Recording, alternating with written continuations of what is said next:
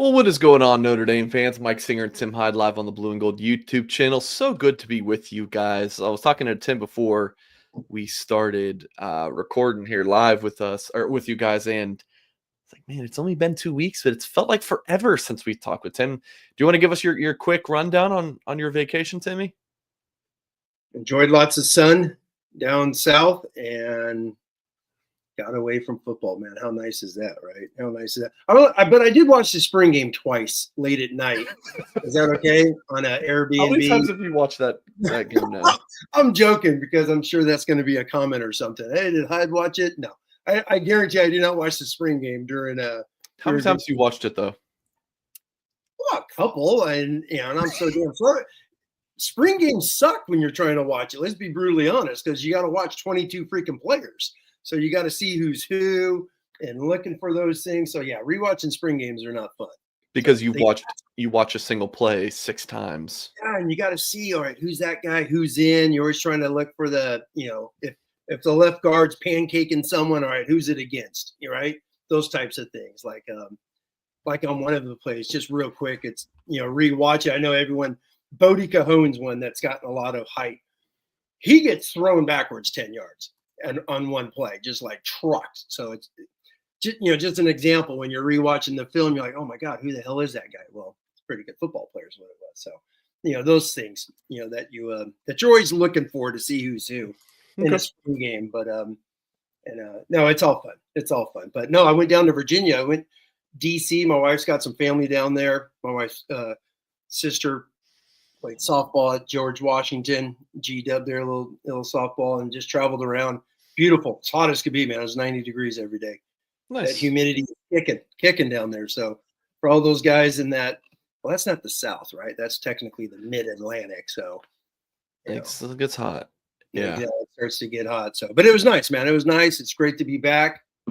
Here we are in May, right? Football's around the corner. You and I have been already discussing topics to jump into over the next few weeks. So it goes fast, man. It really does. Once that spring game ends, and we usually have this little lull, it starts picking up quick as can be. But we have 3 commitments in the past, like 10 days. More could be coming. Yep. June official visits. So exactly. I mean, you're cranking out 2027 things. I'm seeing like crazy. So they're pot of gold. They gave out 100, and it feels like they've given out 100 since then. I think today there's like 4 or 5 offers, including 2 new 2026 offers. Notre Dame offered in a new safety and then a USC receiver commit. I like that. Yeah, man, just go after him. Just go out. Yeah, I saw that. I haven't watched this film or anything. I'm like, who cares? Just go after him. Go get him. Go get him. Go steal someone away from Riley and Chad. That'll be hilarious. Speaking of heat, Texas Notre Dame is hot in the Lone Star State, and Javian Osborne, who we'll talk about, because with you being on vacation and everything, we haven't recorded videos for the last 3 guys. So I did solo and then a couple with Kyle. So definitely looking forward to your thoughts on that, Tim. Folks, please hit the thumbs up on this video if you're watching live, watch it back. Please subscribe to the Blue and Gold YouTube channel if you are new here. If you're listening to this as a podcast, really appreciate you for tuning in. Please leave us a 5-star review wherever you listen to your podcast, especially on Apple, and fill out a reason, because we don't get enough Apple reviews. And I feel like usually when people leave a review, it's not a good one. So we would like to offset that. Say nice things about Mike Singer and Tim Hyde, please. I'd be very appreciative. All good, man. Free speech, nothing better. Yeah, I'm just asking you to use your free speech positively for us. It's all good. Yeah. So you were in Virginia. I was on the beach. Did the 6-pack show and a recruiting video with the On 3 guys from the beach on the balcony. It was pretty sick. But glad to be back at our home bases, Tim. So for this show, we'll talk about whatever the hell Tim wants to talk about. We'll talk about news, and it is slow right now. But when it's slow, media likes to put out rankings of things, and it gets people talking. So we're going to discuss some of those things. Tim, you wanted me to pull this, and I hope this is the right tweet. Notre Dame running back Jeremiah Love last season, he had a 91 PFF grade, which is incredible.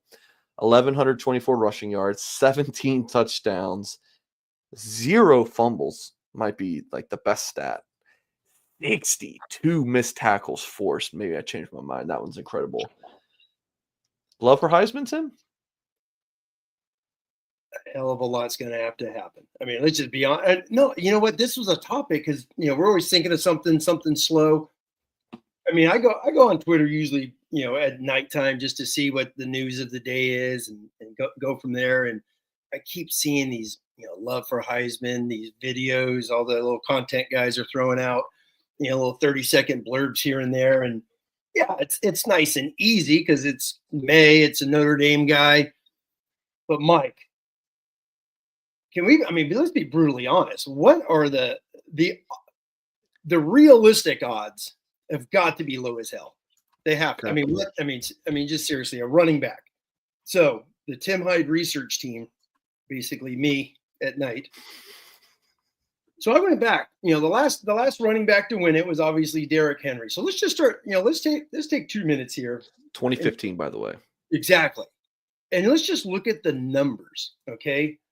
Jeremiah Love, he's played 2 years here at Notre Dame. He's had 71 carries as a freshman, 163 last year. Okay, that's obviously an injury, and they rotate like crazy, and they sat guys in the fourth quarter a bunch of games because they had blowouts. We get all that. It's 163 carries.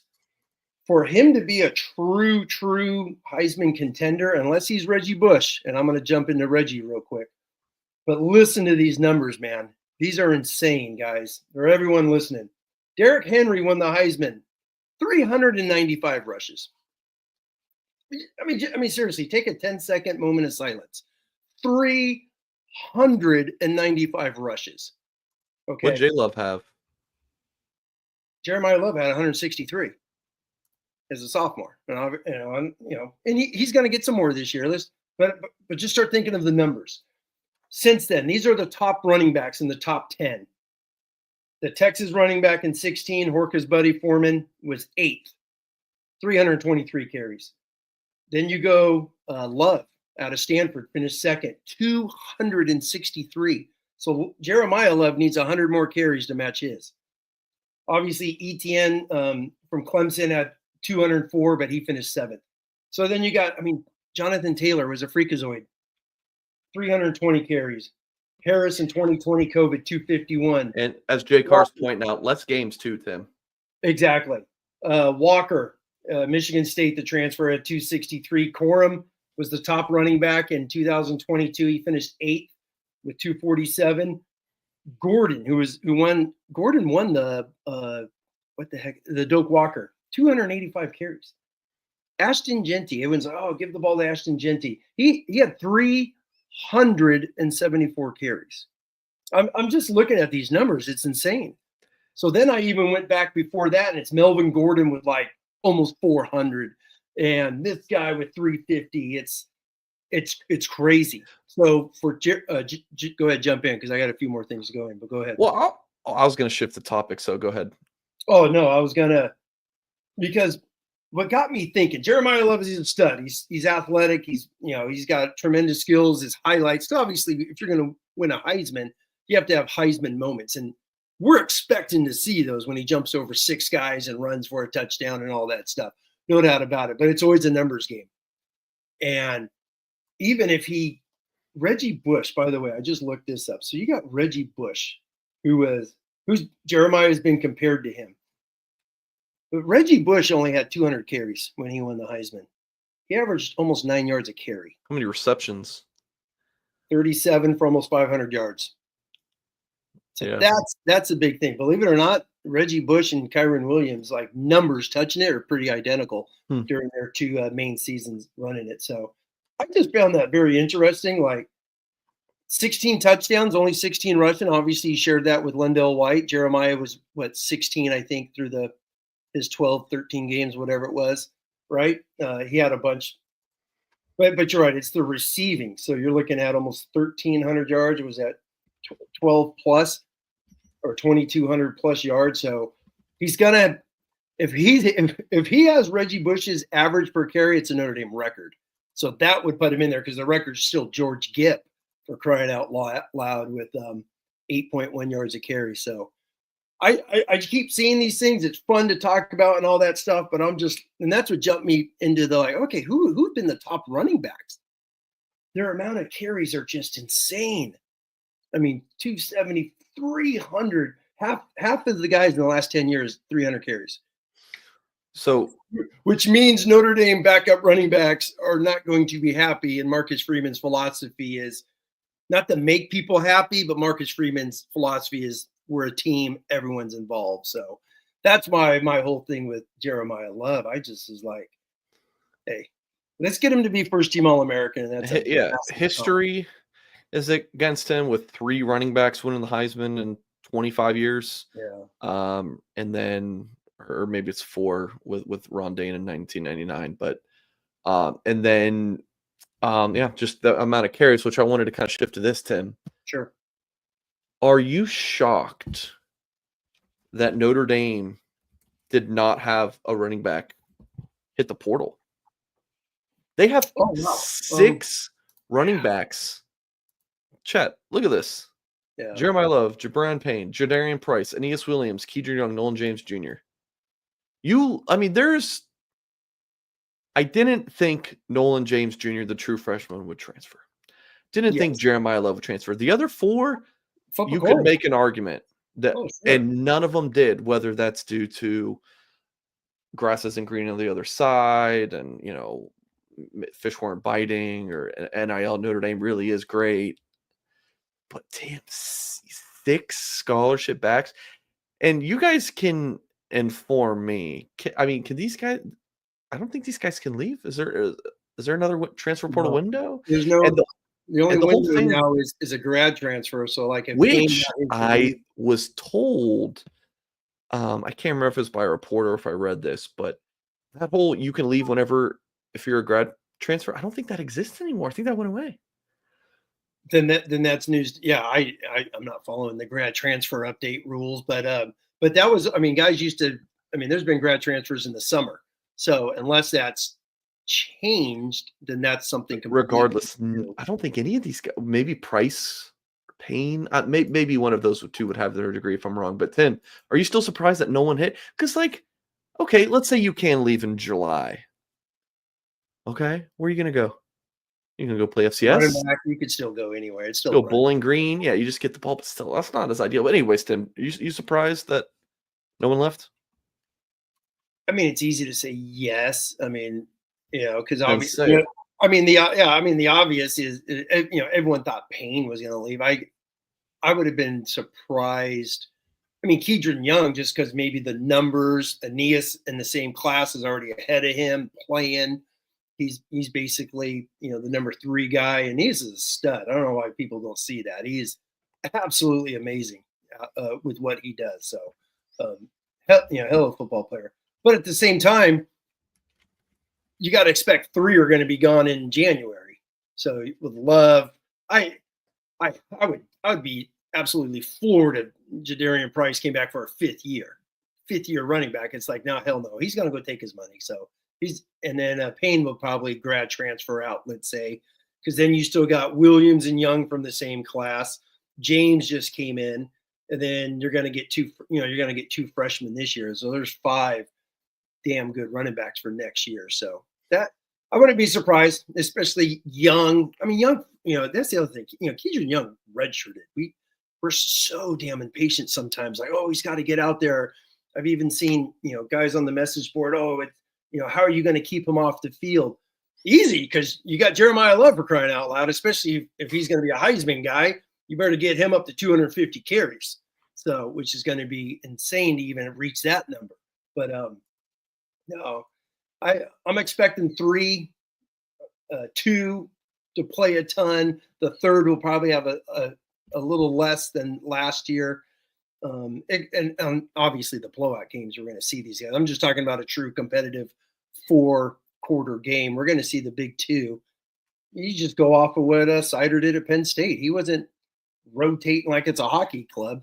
My God, was that the first year, right? No, the second year with Ford was in there. When Ford was playing against Ohio State, why was 5 running backs needed against Ohio State? Right? We just have to go back to the 23 game in South Bend. and McCullough, who I'll be honest, he drove me nuts because I'm like, dude, quit rotating 5 freaking running backs for crying out loud. So I'm hoping it's just the 2 rotate carries and sprinkle in a third when needed. Yeah, I mean, look, McCullough was great. It definitely helped the running back room keep everyone happy and everything. But I understand your point, Tim. I was watching. Someone put out a 3-minute highlight clip of that Notre Dame Ohio State game. 23 one. Yeah, maybe it was just like Ohio State's last drive. I'm going to be completely honest. I only watched that game once. I could never watch it again. Tim, watching the Notre Dame defense, and just I was thinking to myself, it's Notre Dame is really taking it to a different level. I really do believe that. I really don't mean any disrespect to these players, but like DJ Brown and Ramon Henderson, these guys are not playing for Notre Dame right now. Like Anywhere. Well, I'm just saying, like, if like that caliber of player is not playing at Notre Dame, like I just think that they've raised their skill floor even at pretty much maybe like Sands wide receiver, recently, but maybe that's kind of worked itself out that the receivers are all studs, Tim. But I don't know. I just feel like the talent floor, like it's a loaded team, which Tim, I know you texted and said, let's say the top 25s this week, but I forgot I put it in the title. So we'll go through them real quick in a bit, but do you agree with me, Tim? Am I being too optimistic? No, I mean, it's a damn good football team. It just is. You could count 8 offensive linemen off the top of your head you could play. You got 5, 6 D tackles. I mean, Sean Seviano, who everyone loves, is going to be – he's fighting to be the 6th D tackle, okay? He's not going to play a lot this year. He's just not. The other guys are way ahead of him. So, linebacker, I have faith in 2. And KVA is the best one. It's a joke if he just doesn't start and play 75% of the snaps. I'll lose my mind, but we'll worry about that later. So you only have faith in 2 of Bowen, Sneed, Kingston, and Osbury? Sneed to me is still a gadget guy. That's just me. He's going into year 4. Every year we talk about him in the spring, every damn year, every year in the summer. He's a hell of a rusher. I've been pleading for years. Just let the dude rush. Don't let him think. Don't let him cover. Don't let him banjo with the safety on, bracket coverage. Don't let him do any of that. Just rush his ass. Osbury, Osbury is great against some teams. When it came to the playoffs, he got pummeled against big, giant offensive linemen. He got pummeled. So that is going to be interesting to see what happens there. And then after that, it's still a bunch of question marks. Secondary is going to be stacked. It just is. Running back is a freakazoids. Tight end's going to be tight end going. If we had to rank this team by positions, tight end's probably got to be the dead last position. If I would have told you 5 years ago that tight end would be dead last and defensive back would be number 1. Exactly. And D tackles up there with all this depth. But yeah, tight end's going to be down.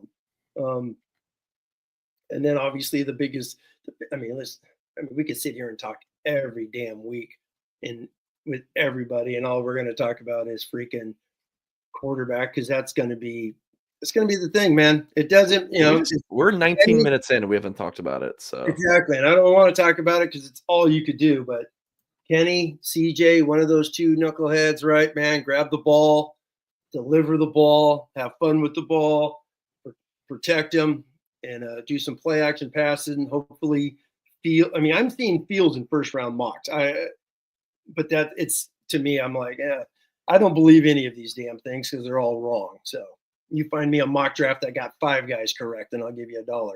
So I don't see him being a first round guy, but everyone likes to put it in there because it's nice. But it's a really good football team. It's a different team that my God, man, you just look back to 2021 against Oklahoma State, or 2022 against South Carolina in that bowl game. And there's so much stuff has changed, and you and I have talked about this a million times, and we'll even dive into it even more here during this little summer dead season, especially when recruiting really starts to hit in June, and we start to, we're about 90% of the commits basically, let's say by July 4th, right? Yeah.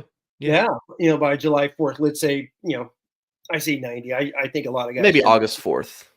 Yeah, July 4th. Let's say 3/4 of the way there. Yeah. You just start looking at the player ratings. You just start looking at the skill level, the rankings. It's going to be. God, man, don't jinx it, Tim. Don't jinx it. Don't do it. Just don't say anything about the receivers.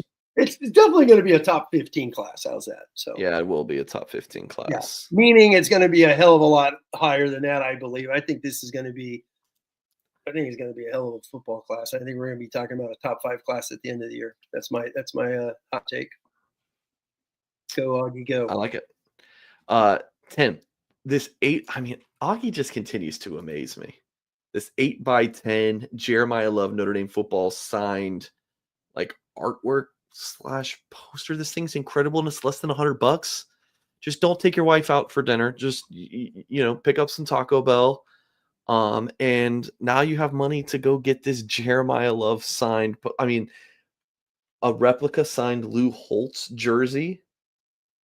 And this is the JSA authentication, excuse me.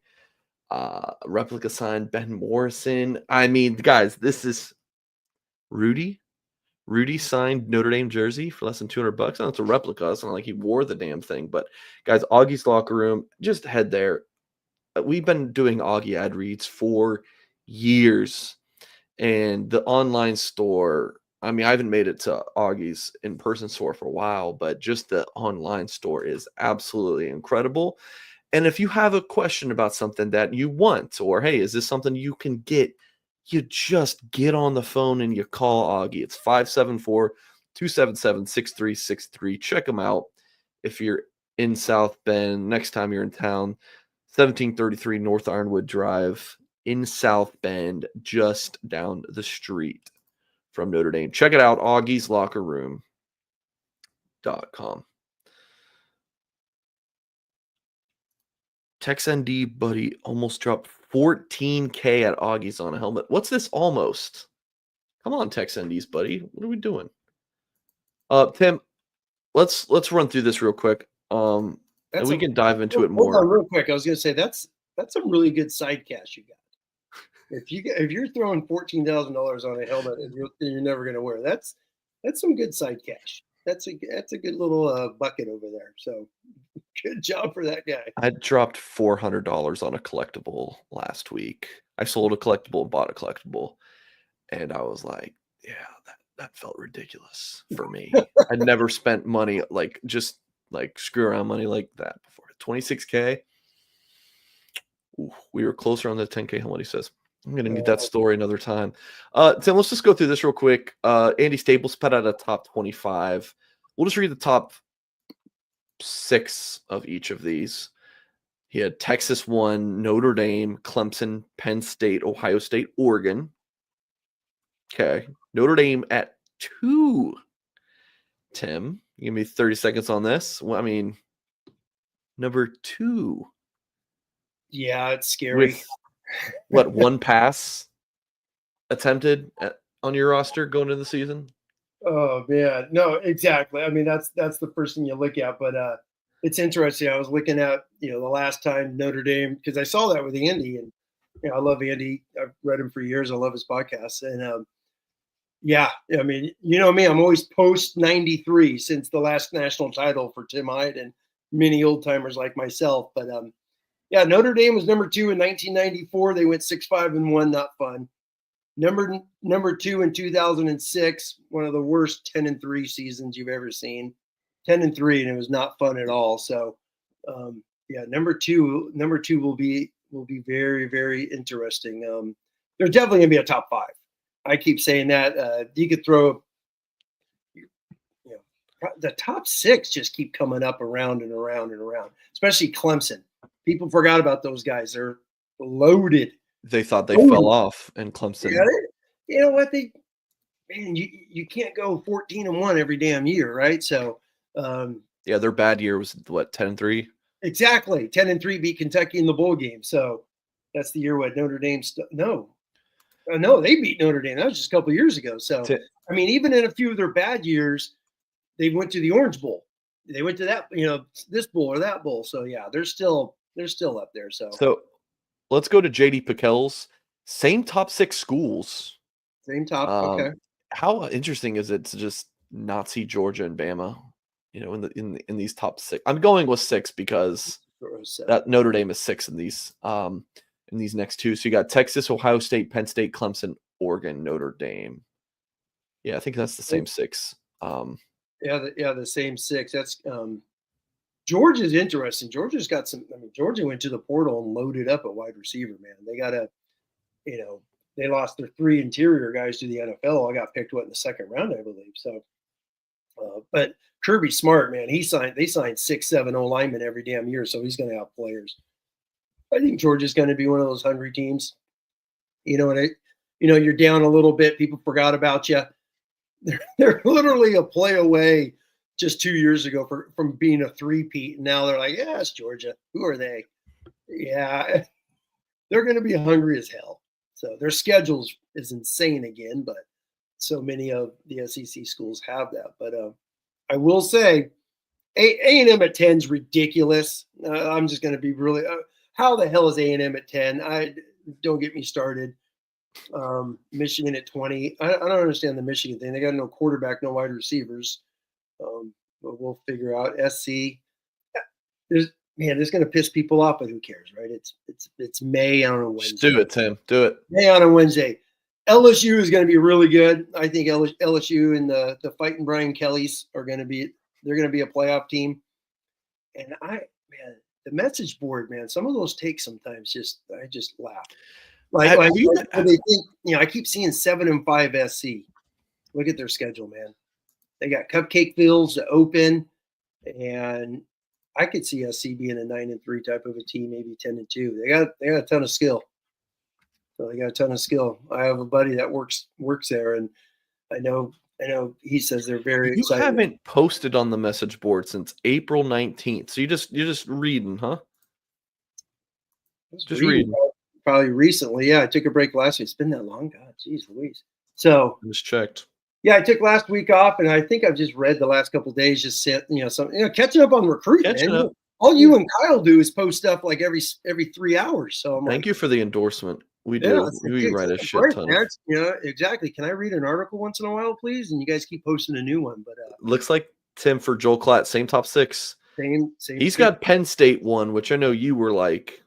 In January, soon after the championship game, you're like, Penn State is bringing back so much. So he's got Penn State, Texas, Ohio State, Oregon, Clemson, Notre Dame. So it's interesting. All 3. You got the 3 SEC guys right there, all next to each other. Yeah. Penn State, Illinois 10. Hey, Illinois. Illinois is going to be this year's. They're going to be this year's. Indiana, SMU type of a team.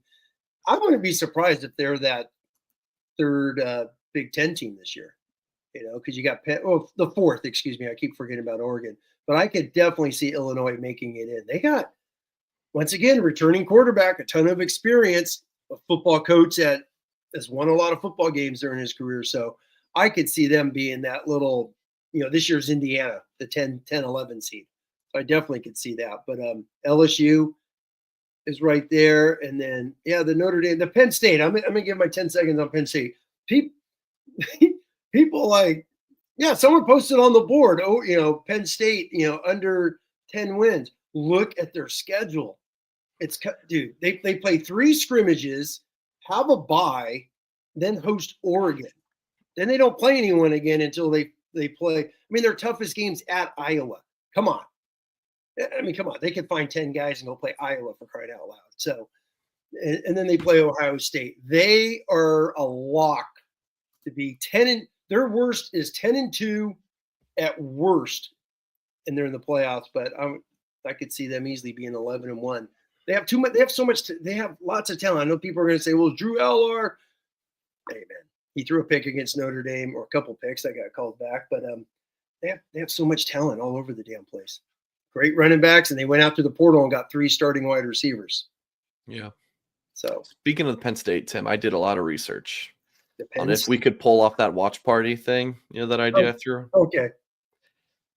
I mean, at least ChatGPT thinks that, like, Well, you we'll know, follow chat. a meteor will hit my house, but it seems like you can get some trouble for that. So we're not going to be able to make it happen, unfortunately. Oh, all right. Well, we'll put it in a little screen or something, right? Dude, there's some guys on YouTube that sit there and play video games, and they have a game on the corner. Just it's like, how are you, like you're saying, monetizing that or whatnot? There's so much weird stuff on YouTube, you know. But no, as far as I told you I wanted to dive into a little more because I want to study. I just started breaking down some Miami stuff, so interested to see. Fun. Yeah. So we'll get into that a little bit, and then definitely would like to dive into some of these teams and have you and I do our a little, you know, playoff prediction maybe here in the next couple of weeks when we're bored on June 1st, and throw out 12 teams and see how wrong we are in a few months. Okay. All right. Some stuff from today, Tim. Let's see here. Top 10 college football jobs Oh per boy. Andy Staples and Ari Wasserman. Andy's in order: Georgia, Ohio State, Texas, Oregon, LSU, Notre Dame, Bama, Michigan, Clemson, Penn State. This is not who are the 10 best teams. This is best jobs. This is extremely subjective, by the way, like as subjective as it possibly gets. I mean, I think, I don't know. Even having that how subjective is this is subjective. There you go. Texas for Ari. Texas, Georgia, Ohio State, Oregon. Top four the same. Okay. Just different order. Yeah. Texas Yeah. A&M, LSU, Bama, Michigan, Notre Dame 9, and then Oklahoma. How much have you thought about this, Tim? What do you think? No, I know. I saw the graphic, and I actually just tonight I just started listening to the podcast breaking it down. So I just got it. Their opening talks about Georgia, and they were talking about Texas. For me, for this old fart in this world, Ohio State's number one. As I hate Ohio State with a passion, I can't stand Ohio State. But if you're talking about a pure job, all right, Ohio State. You know, people go back and research. When was the last time they lost 3 games? It's like it's been Yeah. a You long can time. have all the resources. Show up and win. You can recruit everywhere.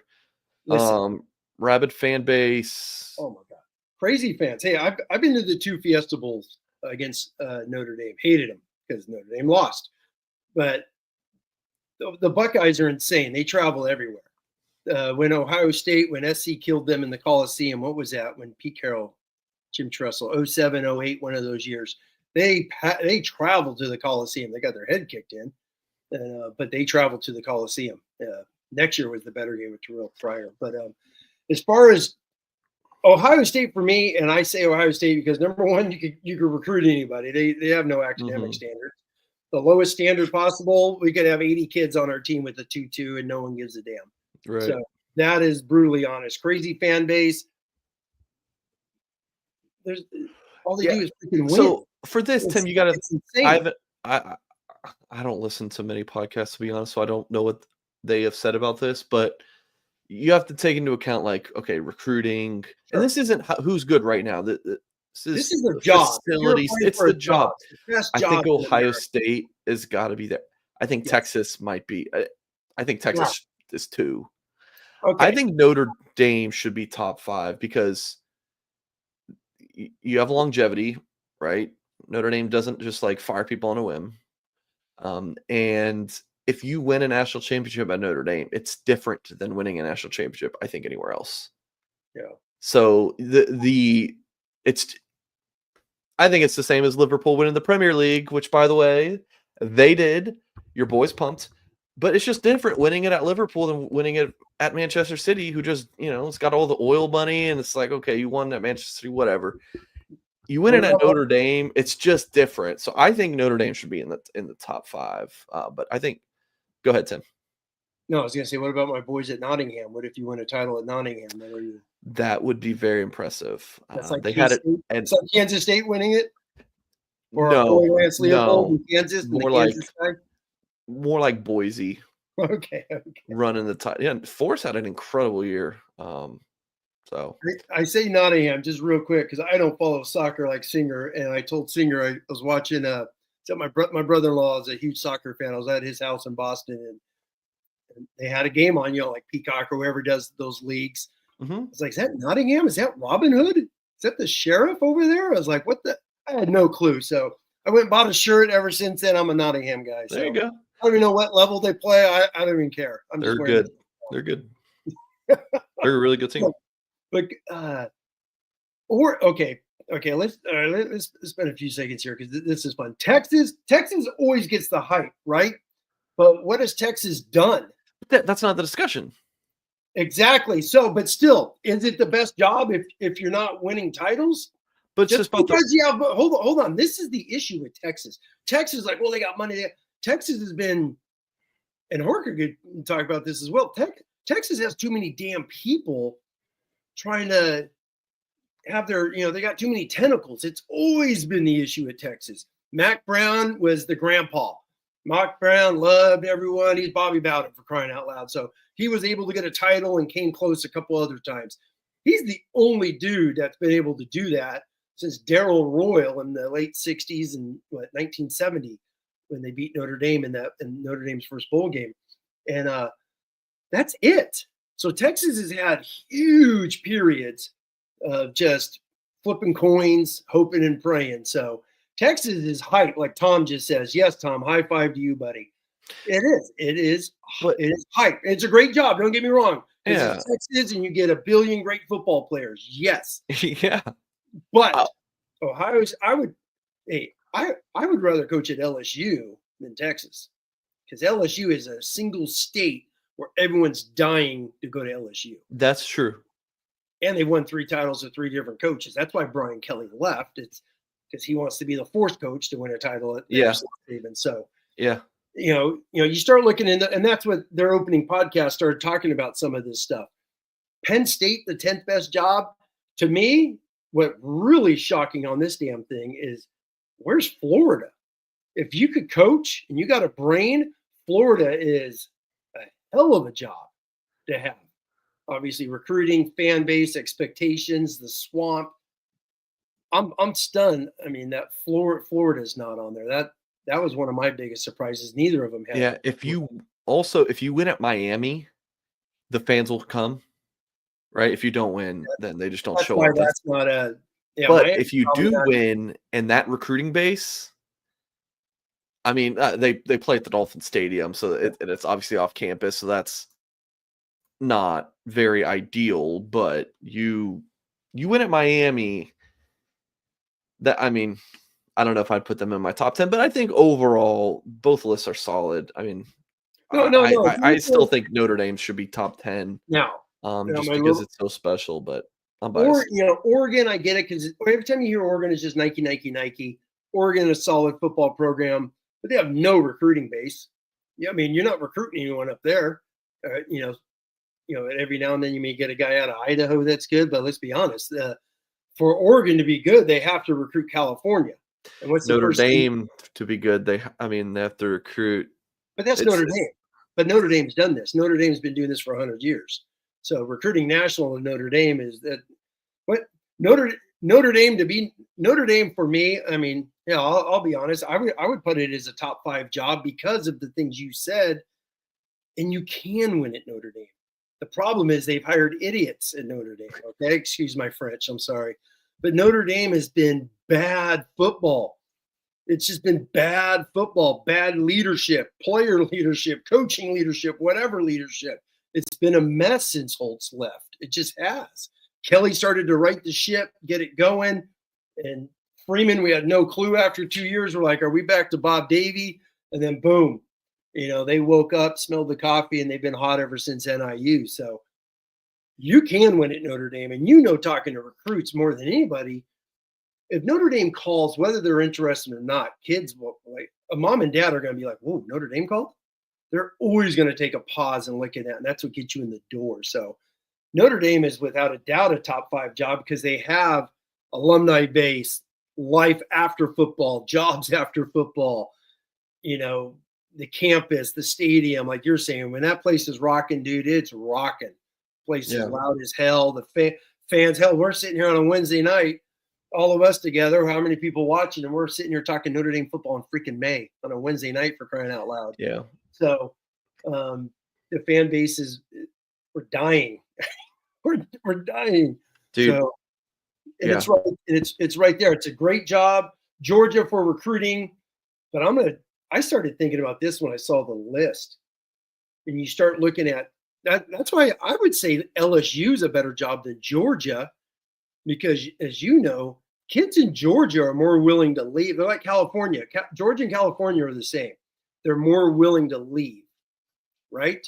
I'm not saying Georgia's going to, Illinois to play, for crying out loud, or Indiana, but they are more willing to leave that state and go to Ohio State or go. I mean, Notre Dame's got a handful of. Yeah, I think that's a lot just due to how college football's changed. Like, same with Florida.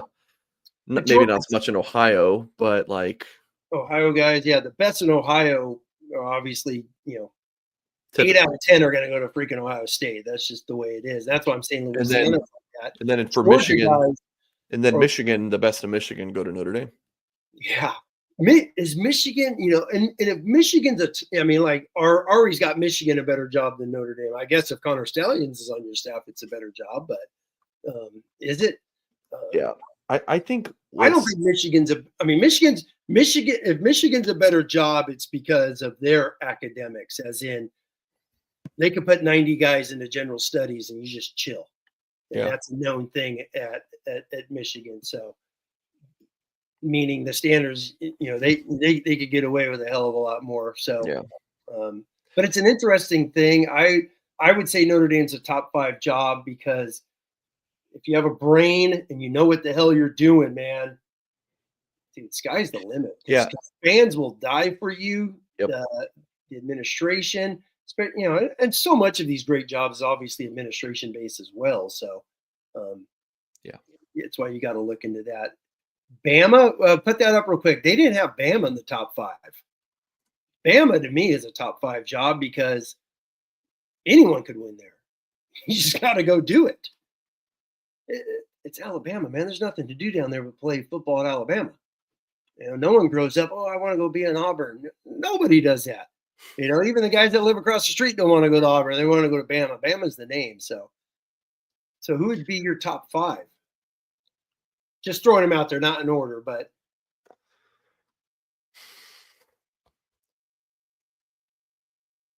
Yeah, Texas, Notre Dame, Ohio State are 3. Yep. And then you think LSU, Bama? Is that our combined top 5? That would probably be mine. In no specific order.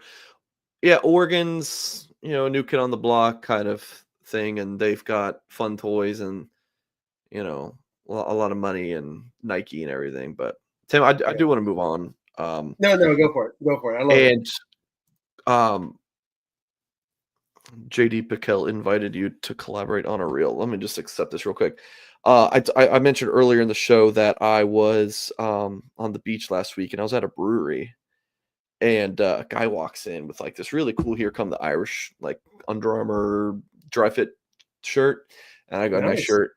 Guy comes back a couple minutes later. He's like, "Are you Mike Singer?"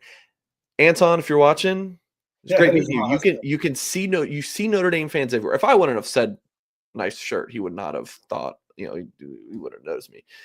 But you find Notre Dame fans everywhere. The national fan base part of Notre Dame is super, super. It's awesome, and it's pretty unique too. There's Notre Dame fans everywhere. There's Notre Dame Club of in like every major city in the country. There's a few other schools that have that. But Ohio State, in terms of national fan base, Tim, Ohio State, Michigan. Would you say there's any others that national? Yeah, those two, they're just everywhere. Buckeyes are everywhere. They drive me nuts, but they are, Mike. They're everywhere. Yeah. I'm thinking just to my own buddies in Virginia, and some dude's walking around in a Buckeye shirt. I'm like, dude, get lost. But they're everywhere. Michigan, because it's a national school, national public school, and obviously Notre Dame. But I think that's the only 2 or the only 3. National, it's definitely the big 3 in the Midwest. The South. Damn. we're not even talking about Clemson, the Clemson series. I forgot about that. Yeah. What do you got to ask? It's awesome, right? Yeah, I mean, I have no problem with it. I mean, first off, I love Dabo. He's one of my favorite coaches, so he's huge. Heck, this is the Jack Swarbrick series. He hired Freeman once again off of his history and reading about Dabo and Clemson. That's how we got Marcus Freeman, because he was like, he's my Dabo, so I'm gonna hire him. Now you have this series. No, it's great football, especially when that news broke a few months ago, how the ACC was going to have Notre Dame playing, the three iconic brands of Miami, Florida State, Clemson more.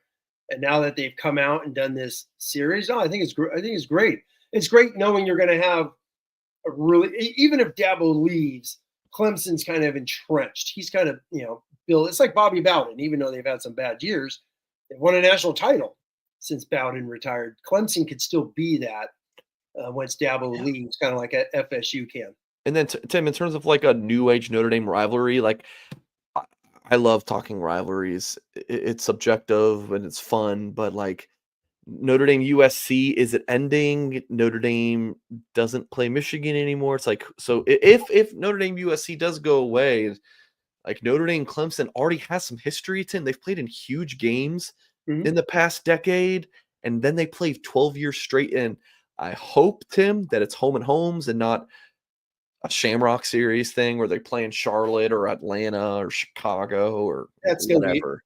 You got two great stadiums. So you're talking about 10 jobs. Same thing with great stadiums. You could put Clemson in there, running down, touching the rock and all that.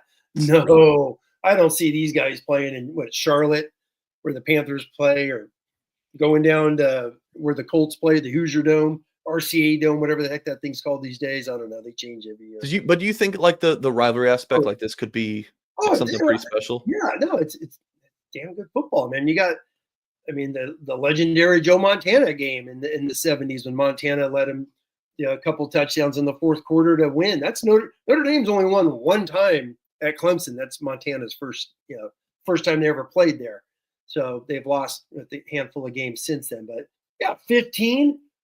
Notre Dame's down 21-3, come back, going for 2 to tie it. And they get stuffed. What the hell you're running power at 3-yard line, for crying out loud, Mike? Man, you want to do a rewatch with Tim Hyde? Rewatch 2015 Clemson. My God, that's where all the grays came from. Is that damn game? Obviously, the playoff game, Clemson 18 were just freaks. 20, you beat legendary. I mean, you had the COVID win and then the ACC butt kicking. Clemson's had more butt kickings in this series, which we got to get back to. And obviously, Freeman, the big win in 22 when they were ranked fourth or fifth. Yeah, Pine sucking it for 90 yards in that game. I think it was unleashing the ball all over the place. I think it was 84. I'm going to look this up. And then you have 84 yards. I have 91 in my head for some. 91's Riley Leonard against Georgia. That's where everyone's saying, "Oh, Notre Dame just dominated Georgia." I think Riley Leonard threw for 91 yards. 85 yards. We had 85. Riley's 91 against Georgia.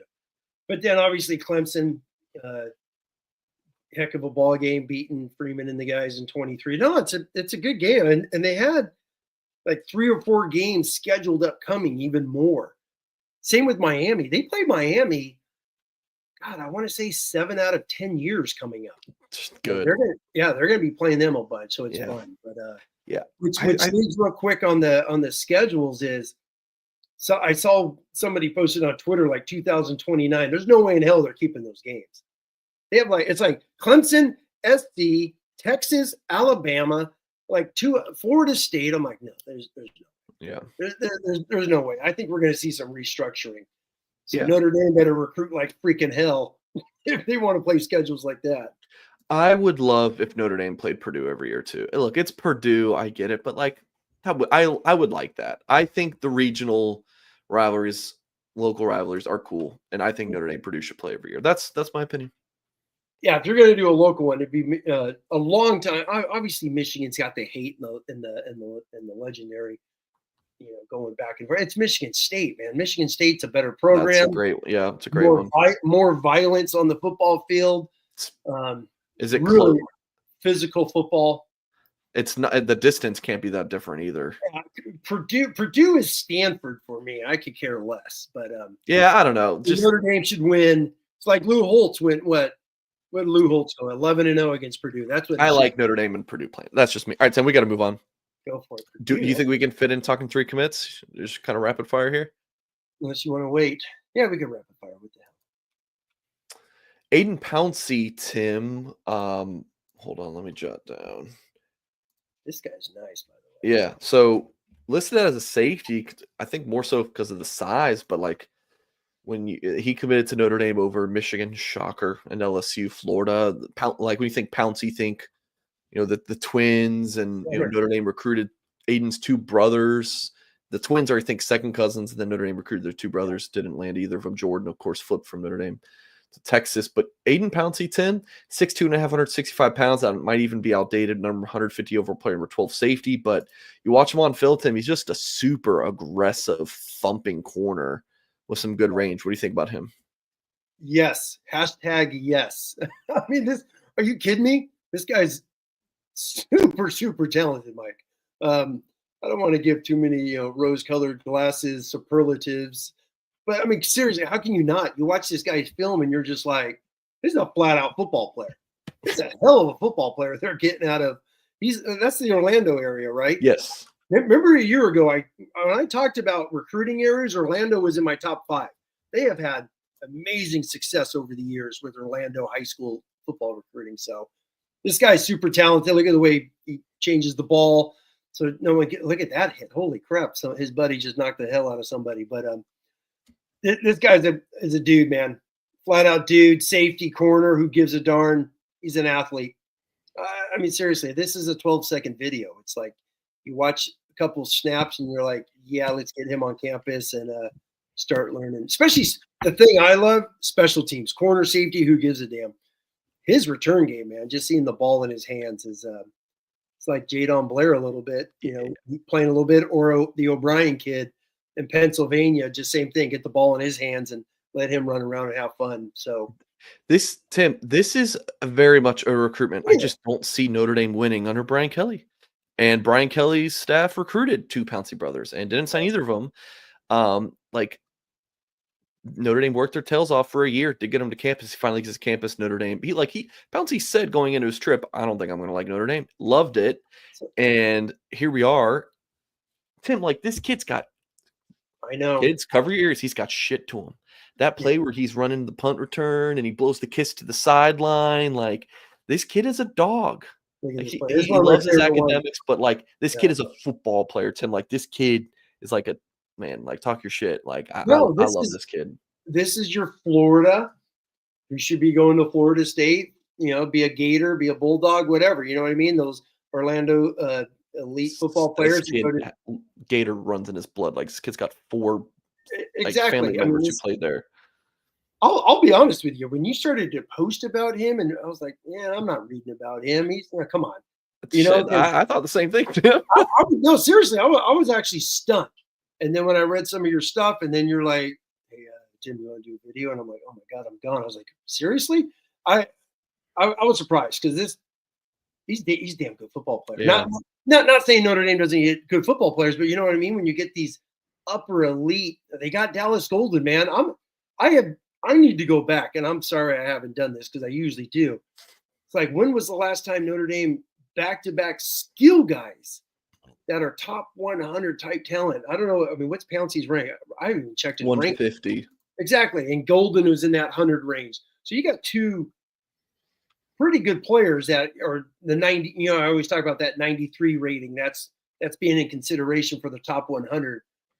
Notre Dame's got back-to-back skill guys out of Florida in that top 100 mold.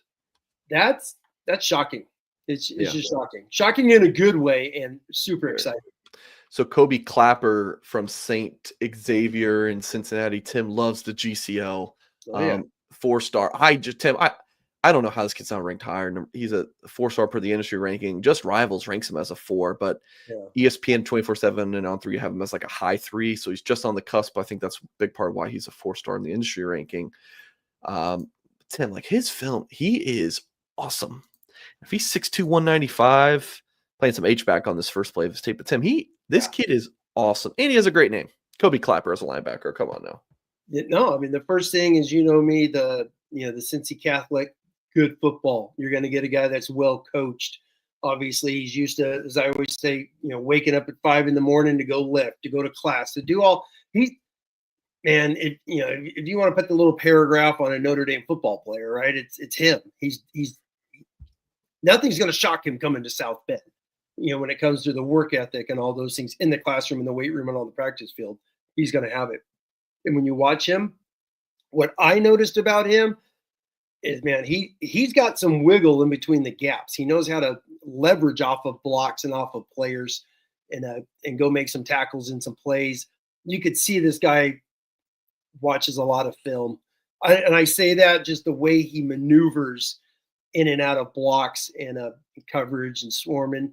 He's a damn good football player. He's probably not as highly ranked. So when you start seeing some of these guys not highly ranked that have had success, well, hell, Notre Dame just had 3 of them drafted, for crying out loud. J.D. Bertrand, right? Jack Kaiser, Maris Leofau, even go back to Drew Tranquil, who came in as a safety, out of Indiana. Drew White started multiple years out of St. Thomas Aquinas at linebacker. So, and, was in the league for a couple of years, and, was an undrafted free agent. So, to me, he's one of those types of guys. And if Notre Dame gets one of those, you're going to get a damn good football players, because those guys made a lot of plays for the Irish. So yeah, I know he's exciting. He's a solid football player. Linebacker recruiting for me this year is a little. There's no KVA. There's no Madden Ferramo. So it's solid. It's a solid group. There's no big home runs. So, which to me means 27, man. You got to go get one of those KVAs next year, because it's a solid group. I'm not, Davis is a solid football player. Clapper's a solid football player. And, if they get one more, fine. If not, two would be good. To the other commit that happened since we last had you on was Javian Osborne. This was just over the weekend. Number 109 overall, player number 8 running back. I got to go down to Texas a couple weeks ago, 3 weeks ago now. And this was in between his Notre Dame visit and his Michigan visit. He committed to Notre Dame while he was at Notre Dame, and then still had to go to Michigan while he was good old silently committed to the Fighting Irish. And, I got to, get this awesome picture of him putting on the Notre Dame hat. The kid's like great personality, big smile. Like, he reminds me a ton of Jadon Blair.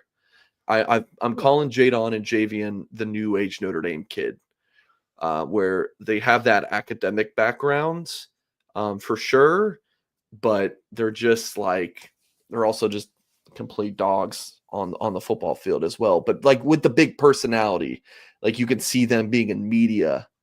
And Tim, I'm actually going to see Aiden Pouncey tomorrow. Okay. So I'm really looking forward to seeing Aiden Pouncey. I'm going to see Grubbs again soon, but so I'm interested to see what Pouncey's like in person, because I've never really got to talk to him. So anyways, Javian Osborne, 5'9", 195 pounds. Let's pop on his tape, Tim. This guy is super productive. I think he's got over 4,000 yards. He's got a lot. He's got a lot of yards, a lot of touchdowns, already a lot of carries. High end. By the way, he's in the same league as Kedron Young. I saw when I was looking up his stats and looking who he's playing. Especially out of Texas. Some of these players are always like, "Bam, who are you playing? Where are you playing at? What's your division, your league?" Highest, or second highest, I think. Yeah, exactly. Really, really good Texas high school football here. Man, what do you say? He's solid. He really is. He's not the It's so funny because now we got Jeremiah Love, so people are going to get compared to Jeremiah Love. Jeremiah Love could be Jeremiah Love's closer to Ricky Waters than he is other guys, right? He could be a Reggie Bush. We're talking Heisman with him. With this young man, Osborne, I just started thinking I thought of Audrey Denson right away, who was, all-state guy out of Florida when he went to Notre Dame. I instantly thought of him. Kyron Williams, because you start getting all these Kyron Williams, Aeneas Williams, Nolan James, Osborne. You start getting all these 5'9", 5'10" type guys, 5'11" ish, whatever they are.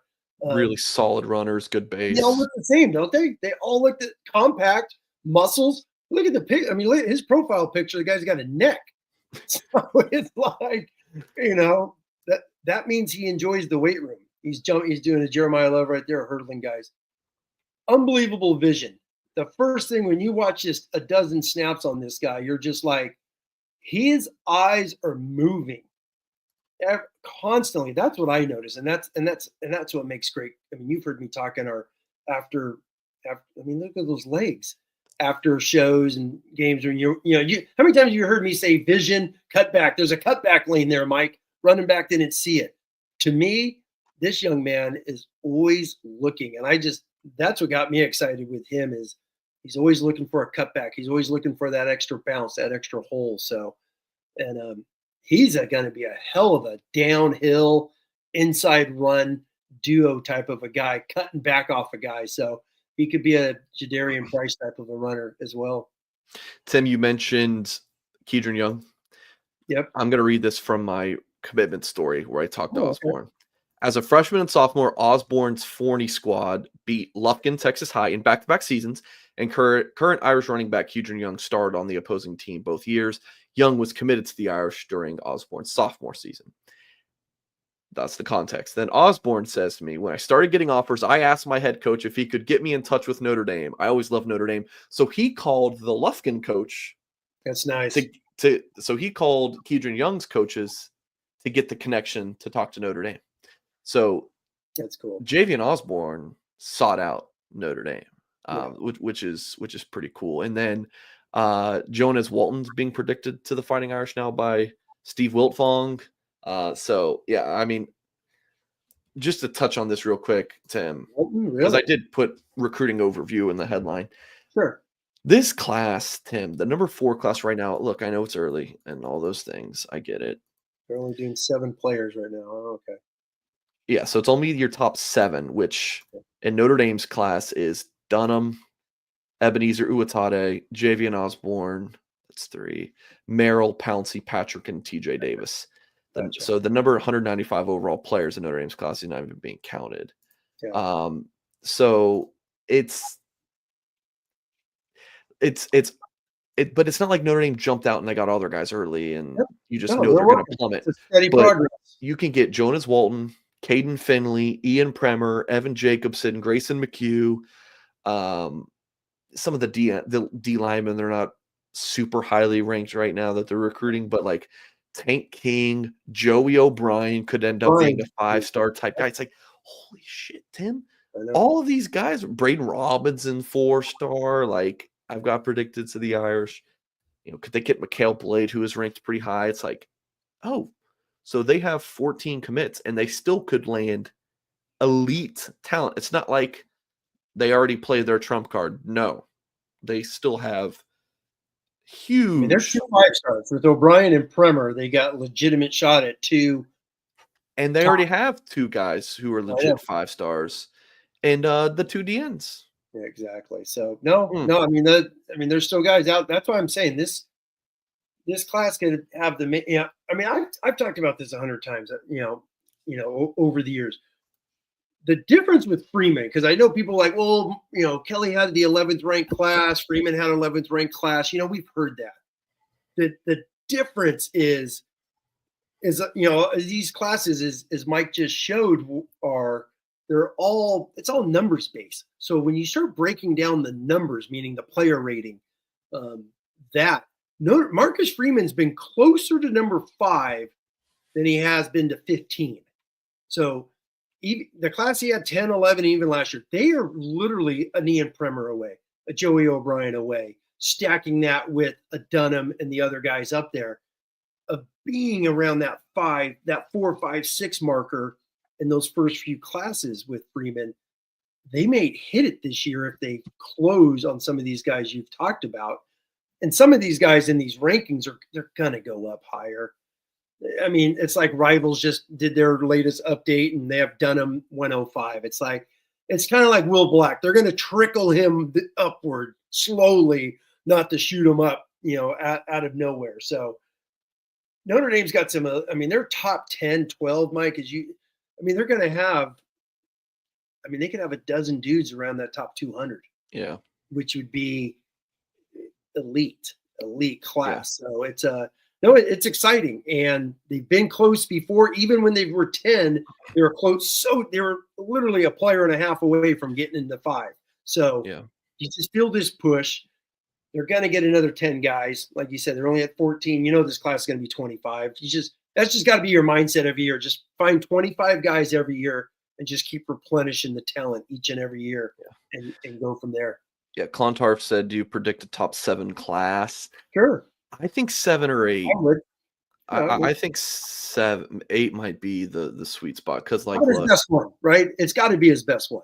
yeah, I think it's gonna be his best one, even though 22 signed, it was number 6, but that was such a weird year because I think that was when A&M, I guess we can just look it up.